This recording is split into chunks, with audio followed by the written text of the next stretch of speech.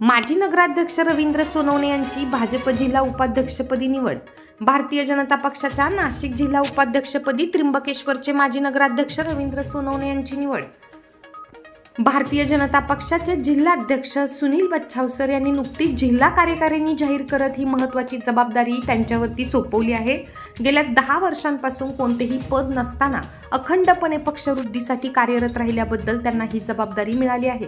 रवींद्र सोनवणे यांनी जिल्हाध्यक्ष सुनील बच्छावसर तसेच मार्गदर्शक श्रीकांत गायधनी, पुरुषोत्तम लोहगावकर व सुयोग वाडेकर यांचे विशेष आभार मानले। आगामी कुंभमेळ्याच्या पार्श्वभूमीवर प्रलंबित प्रश्न सोडवणे, ग्रामीण व शहरी भागातील विकास कामांना गती देणे आणि भाजपाचे बळकटीकरण करणे हे आपले प्राधान्य असेल असे ते म्हणाले। तरुणांपासून महिलांपर्यंत सर्व घटकांच्या प्रश्नांना आम्ही संधी मानून उपाययोजना करू असे आश्वासन त्यांनी दिले।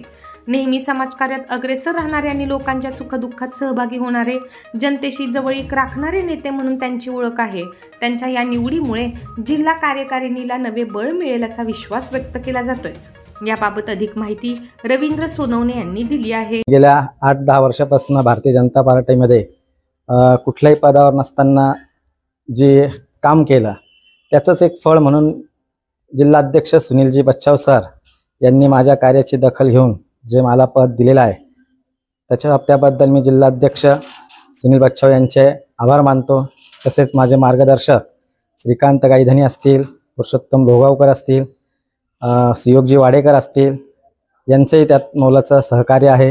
विराजजी मुळे या सर्वांचे देखील मी आभार मानतो। कुंभमेळ्याच्या पार्श्वभूमीवर शासनाचा आता देवेंद्र भाऊ आपले लाडके मुख्यमंत्री यांनी तर बराच आराखडा जो आहे तो केलेलाच आहे। त्याचाच पाठपुरावा करून लवकरात लवकर कुंभमेळ्याचे कामे कसे होतील याचा आता पाठपुरावा करण्यासाठी आम्ही नेहमी त्यामागे आता लागणारच आहोत।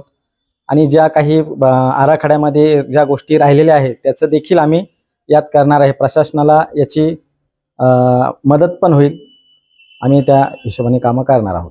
आता या नियुक्तीनंतर बरेचसे प्रवेश आम्ही तरुणांचे घेत आहोत। येत्या काळात बरेचसे भारतीय जनता पार्टीमध्ये तालुक्यातून, जिल्ह्यातनं, शहरातनं मोठे प्रवेश देखील होणार आहे। आणि भारतीय जनता पार्टीकडे तरुणांचा आकर्षण हे खूप आहे, कारण जे आमच्या देशातलं नेतृत्व पंतप्रधान नरेंद्र मोदी यांचं कार्य याला सगळं प्रभावी आहे। आणि महाराष्ट्र राज्यात देखील देवेंद्र भाऊ यांचं काम खूपच छान पद्धतीने चालू आहे।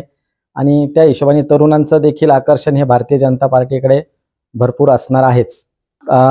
जिल्ह्यामध्ये आणि तालुक्यामध्ये पक्षाचं बळकटीकरण करणे असो आणि पक्षाच्या माध्यमातून ग्रामीण भाग असेल, शहर असेल, येत्या कुंभमेळा असेल, यात विकास कामांकडे शासनाचं लक्ष वेधून ते कामं कसे पूर्णत्वाला नेता येईल, तरुणांचे अनेक प्रश्न असतील, महिलांचे असतील, या पदांच्या माध्यमातून असेल, भारतीय जनता पार्टीच्या माध्यमातून असेल, ही समाजसेवेची एक मोठी संधी आहे आणि ती आम्ही पूर्ण करू।